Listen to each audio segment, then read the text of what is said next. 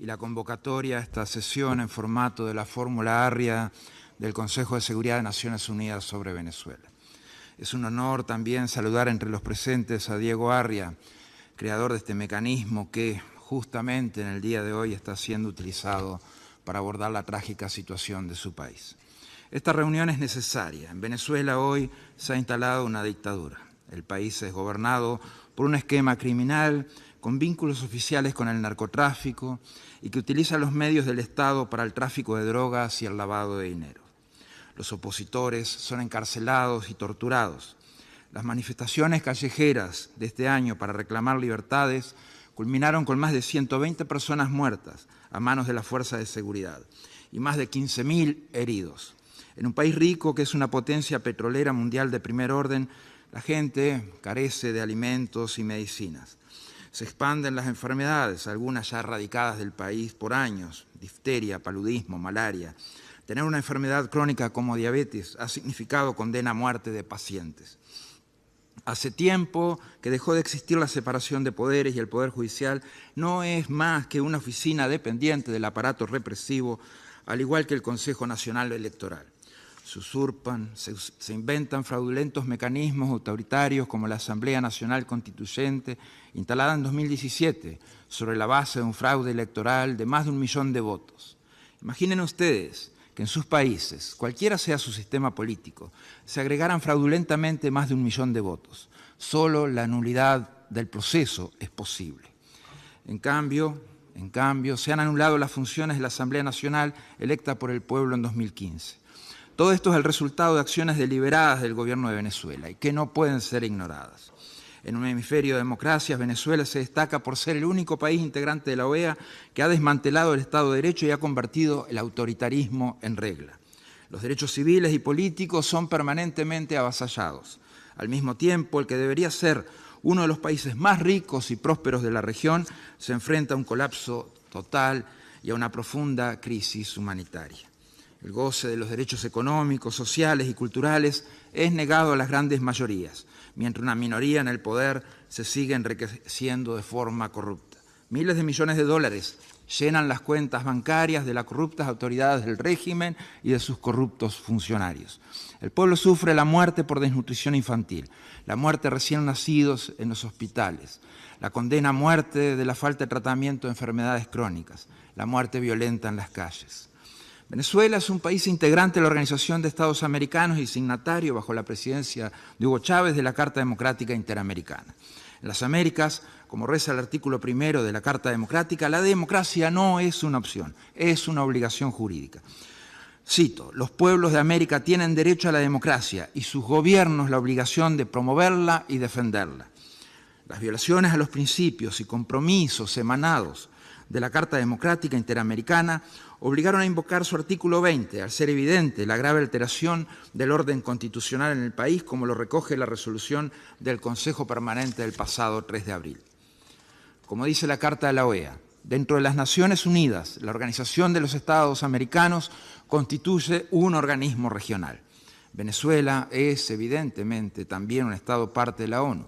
Este vínculo hace que las obligaciones que surjan del sistema interamericano en cuanto a democracia y derechos humanos son susceptibles por esta condición de ser invocadas también dentro del sistema de Naciones Unidas. Y las violaciones a esos compromisos regionales también pueden ser denunciados en este foro. La ONU cuenta con 3 pilares que constituyen los principios para los cuales la organización existe: el mantenimiento de la paz y la seguridad internacional, el desarrollo y los derechos humanos. Venezuela es, en primer lugar, una amenaza a la estabilidad y la seguridad de las Américas. La causa de la más grave crisis migratoria al presente. Tiene instalado el narcotráfico en la cúpula del gobierno.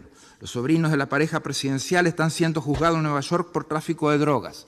El vicepresidente ha sido catalogado como cabecilla del narcotráfico y se le han congelado bienes por cientos, si no miles de millones de dólares. El ministro del Interior tiene una acusación internacional por narcotráfico. Generan lazos con redes criminales internacionales y grupos catalogados como terroristas, entregando pasaportes venezolanos a connotados delincuentes internacionales. Nadie debe elegir el camino de ignorar esta información.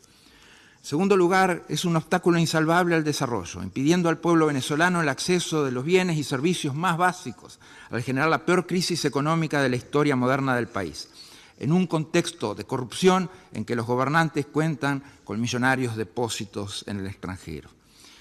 En tercer lugar, es un violador serial y contumaz de los derechos humanos de su gente. Asesina, tortura, encarcela, censura, inhabilita o depone autoridades electas por el pueblo designados por procedimientos constitucionales. Ningún país de la OEA, ni de la ONU, ni mucho menos de este Consejo de Seguridad, cuya responsabilidad primordial es el mantenimiento de la paz y seguridad internacional, puede ignorar lo que está sucediendo en Venezuela, ni ser complaciente con la violación sistemática de los derechos humanos de su población. Cuanto más voces condenen estas acciones, más cerca estaremos de recuperar las libertades para los venezolanos.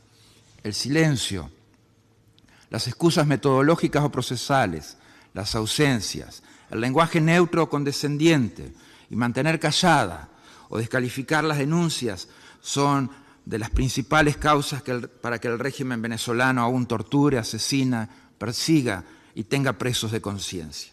No existe argumento político, jurídico o económico que justifique ir de la mano de los asesinos y de los torturadores. La realpolitik, mal entendida a la hora de evitar las condenas y las sanciones, se transforma en imoralpolitik. El régimen ha demostrado repetidamente que su único interés es utilizar la fuerza y los recursos del Estado y del pueblo para perpetuarse en el poder y preservar sus privilegios, y que está dispuesto a utilizar cualquier medida para lograr ese objetivo. El régimen de Caracas presenta una amenaza constante para la prosperidad, la salud y la vida de sus ciudadanos, así como significa un factor esencial de desestabilización social y política en la región.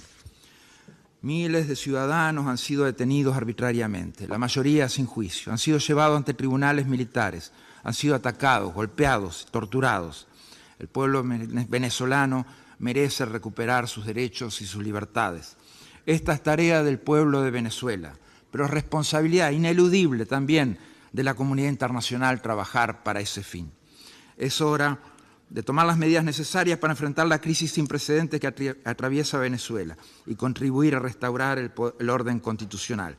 Como ser, en primer lugar, seguir insistiendo sobre el cabal cumplimiento de las recomendaciones que he formulado en 4 informes sobre la situación en Venezuela: la anulación de la Asamblea Nacional Constituyente, el cese inmediato de la represión, la liberación de todos los presos políticos, el fin de la tortura, un calendario electoral integral incluyendo elecciones presidenciales que asegure la celebración de comicios libres, justos y transparentes con observación internacional de la Unión Europea y la OEA, las 2 organizaciones internacionales con mejores capacidades en ese sentido. El retorno al orden constitucional con el pleno respeto a la separación de poderes, la apertura de un canal humanitario. En segundo lugar, apoyar la institucionalidad democrática venezolana, como la Asamblea Nacional y la Corte Suprema Legítima, el TSJ, que se encuentra hoy en el exilio.